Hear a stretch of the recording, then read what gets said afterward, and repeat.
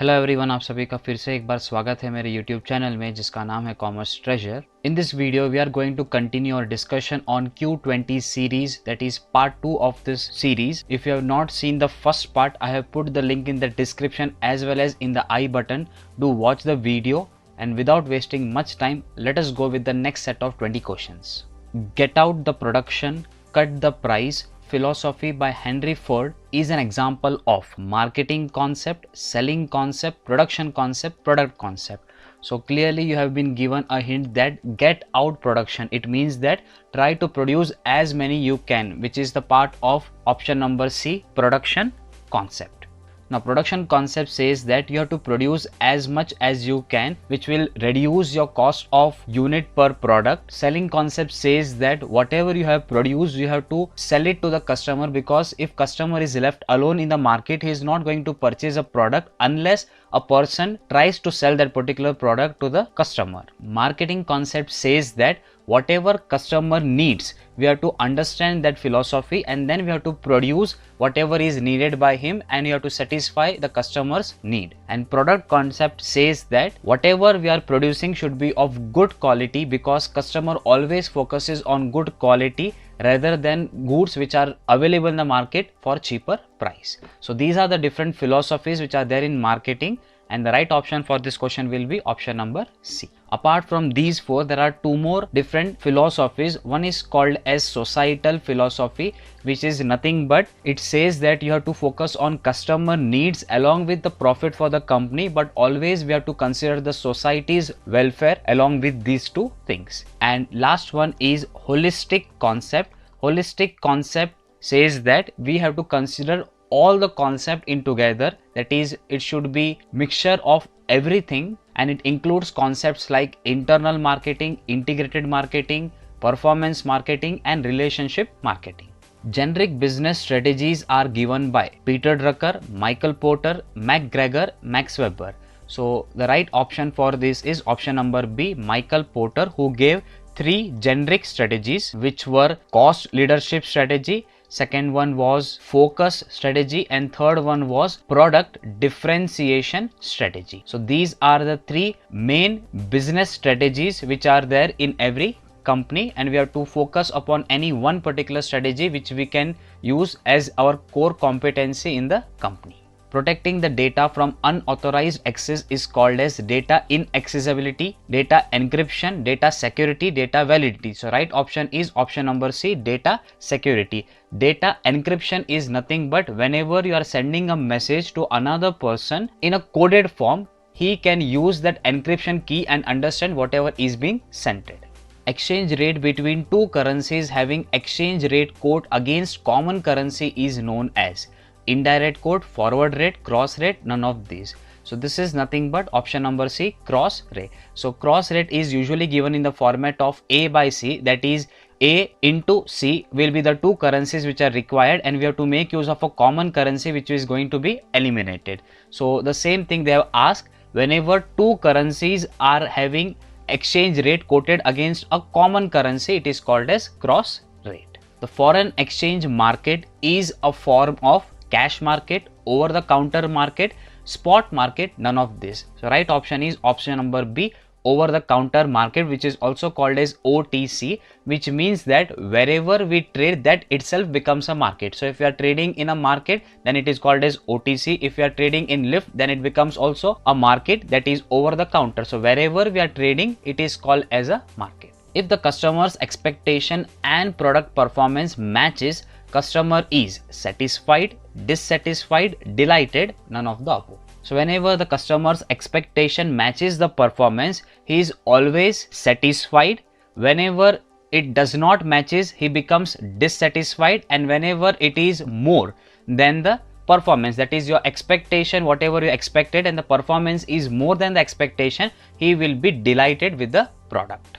Mann-Whitney U test is a parametric test, non-parametric test, both A and B, neither A or B. So right option is option number B, non-parametric test. Non-parametric test is a test which does not use any parameter, right? So there are no parameters like mu or sigma or standard deviation, nothing like this is used in computation of the value of the test. So apart from U test, there is H test which is given by Kruskal-Wallis, and there is chi-square test which is given by Carl Pearson, and there is also median test. All these are non-parametric tests. When we talk about parametric tests, there are three very important parametric tests which are asked in the exam. One is called as Z test, second is called as T test, and last one is F test. So all these are important from the upcoming exam point of view. It is from statistics part of the paper. So this is going to help you in paper 1 as well as paper 2. Which one of the following is a measure of central tendency? Standard deviation, range, mode, mean deviation. So measure of central tendency is mode in this case. The different measures of central tendency are mean, median, then mode. Then in mean we also have geometric mean, harmonic mean and arithmetic mean. Also we can use weighted mean. So all these are called as measures of central tendency. Then standard deviation, range, mean deviation, all these are nothing but absolute measure of dispersion. So dispersion has two measures, absolute measure and relative measures. These all comes under absolute measure of dispersion. Apart from standard deviation, mean deviation, range, we also have quadrile deviation which is called as QD. We have variance which is denoted by SD square. So you can remember all this from exam point of view. Which of the following is an output device? A very simple question. Touchscreen, printer, keyboard, video camera. So printer is an output device which gives us output. Touchscreen, keyboard and video camera, all these are input devices. Which of the following is a volatile memory? Now volatile is nothing but it is called as temporary memory. So temporary memory always is RAM, which stands for random access memory, and ROM stands for read only memory. So both these memories are called as primary memory or main memory. And apart from this, we have few other different types of secondary memory, which includes hard disk, floppy disk, then magnetic tapes, pen drives, etc. These are also asked in paper 1 as well as in paper 2. In which sequence the following instruction are performed by the computer? Processing, input, output, storage, no. Processing, output, input, storage, no. Storage, processing, output, input, no. So always you have to remember, first goes the input, then there will be processing, after processing will be storing, and finally there will be output. So always input comes first and output is the last one. These are called as sequence of a computer function.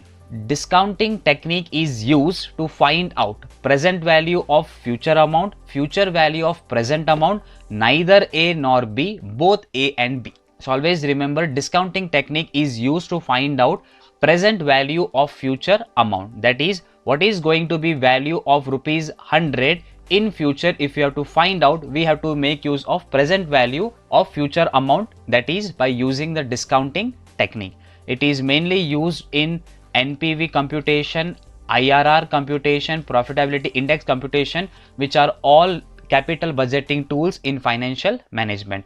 Future value of present amount is nothing but it is called as compounding value, wherein you are going to find out the value of rupees 1 in future. What is going to be value of rupees 1 at a certain rate of interest.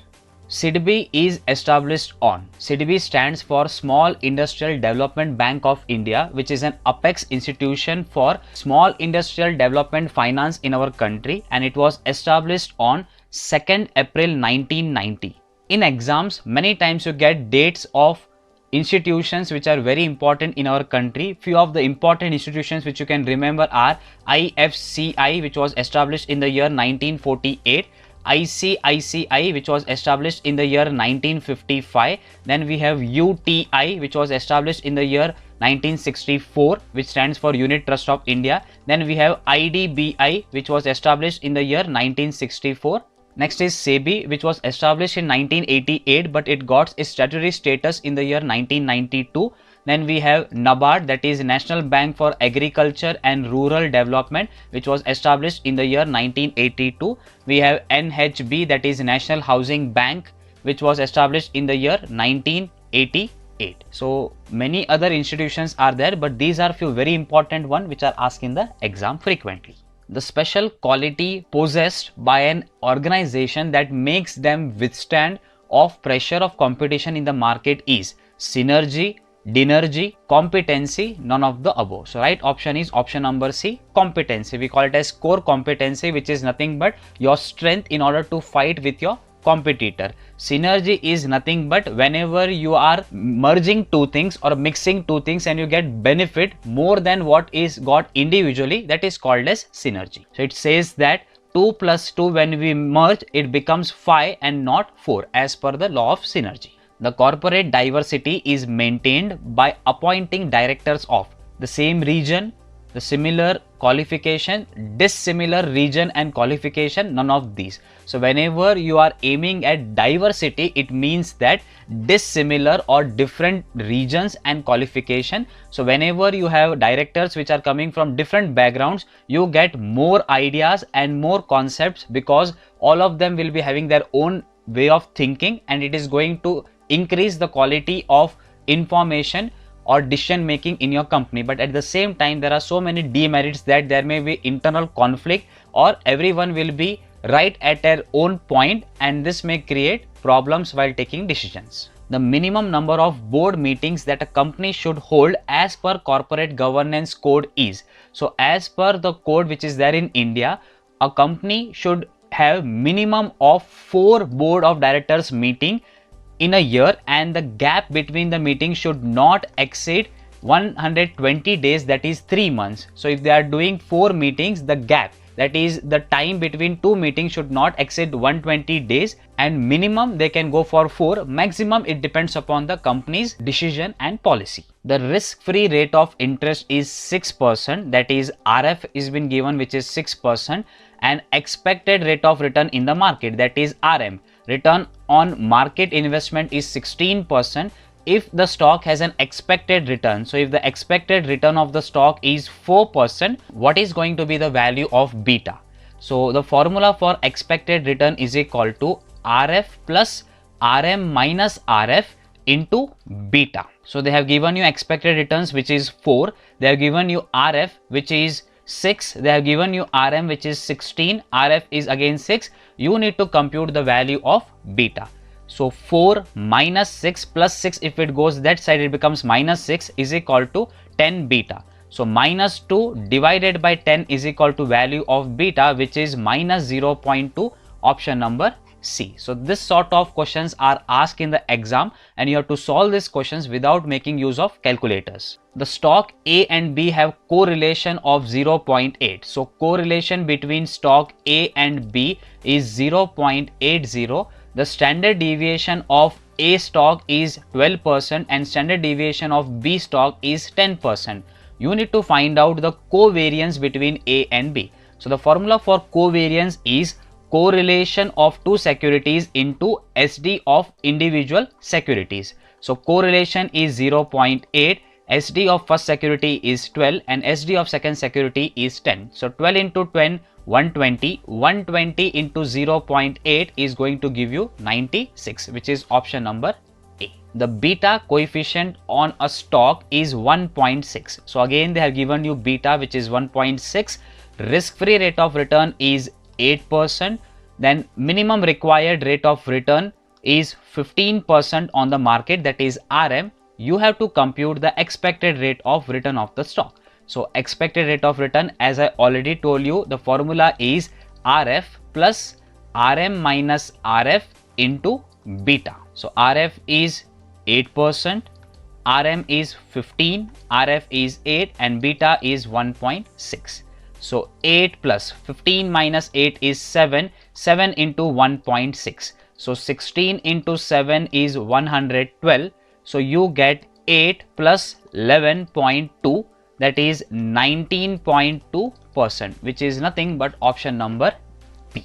The last question of this video is capitalization rate is 10%, EPS is 10 and rate of return on investment is 15%. Price of the share when dividend is ₹5 under Walter's model is. So Walter has given a model of dividend along with Walter, another model which is very popular is Gordon's model. Both the models says that dividend decision is relevant of the value of the firm and price of the share under Walter's model is. So Walter's model says that P0 is equal to D, that is dividend, plus IRR, that is internal rate of return, divided by KE, which is nothing but capitalization rate, into EPS minus DPS divided by K. So this is a formula which was given by Walter, where D stands for dividend, IRR stands for the rate of return on investment, K stands for capitalization rate, and E stands for EPS, and D stands for DPS. So let us find out. Dividend is rupees 5 per share, plus IRR is 15%, then K is nothing but 10%, EPS which is given in the question is rupees 10, and DPS is 5, and K is 10%. So when we simplify this, we get 5 plus 0.15 divided by 0.1 into 5 divided by 0.1. So point if it goes, it becomes, if you multiply both the values by 10, it is 15 divided by 10, which is 1.5. So 1.5 into 5, 15 5s are 75, so it is 7.5 plus 5 is going to give you 12.5 divided by 0.1. So 0.1 dot gets cancelled, it is 125 rupees, which is nothing but option number A. So these are the tricks which you need to understand for solving it without calculators. If you want me to make video on data interpretation using simple tricks and how to solve fast without calculators, you can comment me in the comment box. This is all for today's video. If you like the video, please hit a like button, and if you haven't subscribed my channel, please subscribe my channel and also press the bell icon so that you can get a notification whenever I upload a new video. Share this video with your friends and let us meet again in another video. Thank you.